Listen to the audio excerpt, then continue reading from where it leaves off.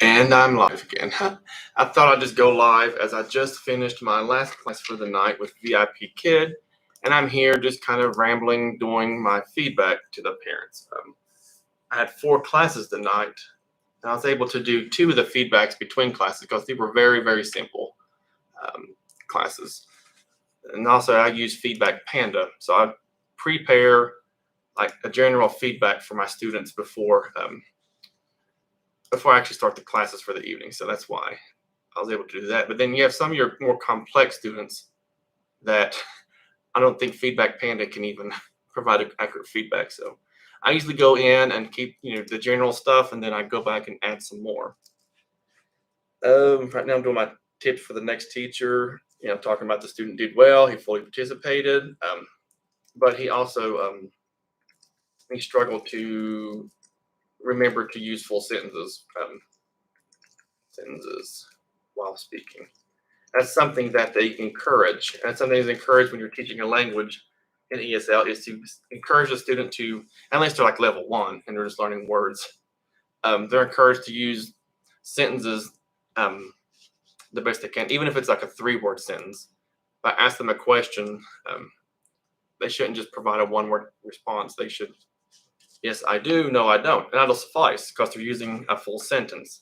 Now, like this guy today is a level 6. It was a speaking class, but I'm starting to like these speaking courses. At first, I didn't, because I think the students were kind of unfamiliar with them too, and we're trying to make them very academic, like the major courses with VIPKid.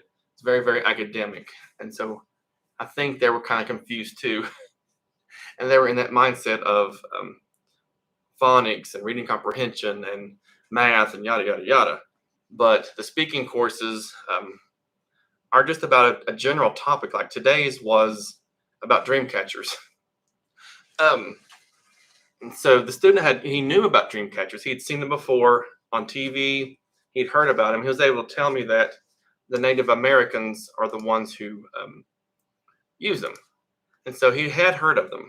That was, something different, because I think there's one lesson in the major courses with VIPKid where they do pop up. I remember discussing with some students, and they'd never heard of it. They didn't know what they looked like. They'd never seen one before. But this student was able to tell me everything he knew about them before class started today. And so all that information, so a lot of the information was review. We just expanded on who, why they use them for. Why do they use them? Student did well. Now, I usually give something back to their student's learning partner. That's the person who works for VIPKid. Did well, reads well. Please remind him to use full sentences when speaking and responding to questions. That's probably the same thing. It's being redundant, but I always like to leave my name there with them.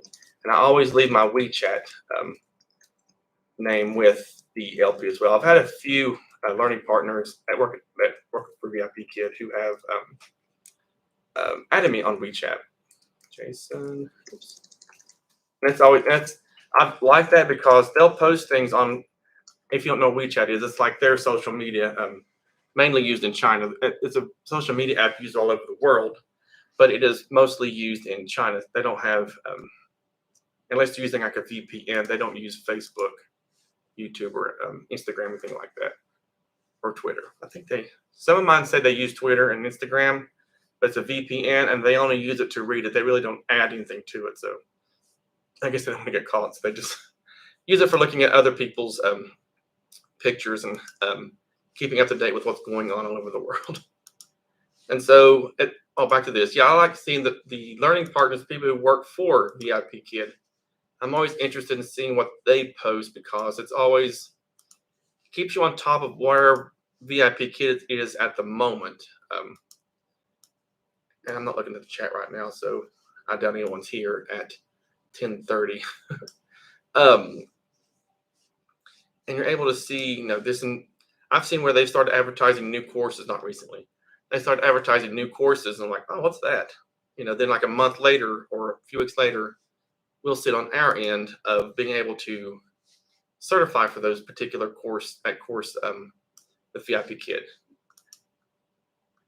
And so it's neat seeing the learning partners kind of get the parents ahead of what's going to happen. Now, lately, I've seen them, they're advertising, they haven't really been advertising anything what I would thought, I've seen them advertising where VIPKid is moving more into the adult realm because of the new regulations. And again, that's old story, boring story by now.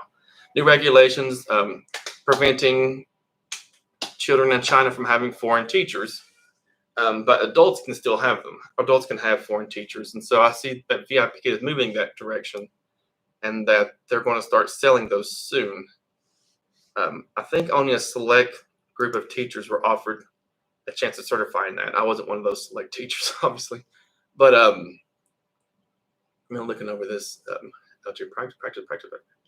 I think he did well. But and so they don't want, every teacher certifying that. That would definitely water down the system because there's not going to be as many adults taking these courses as they had children.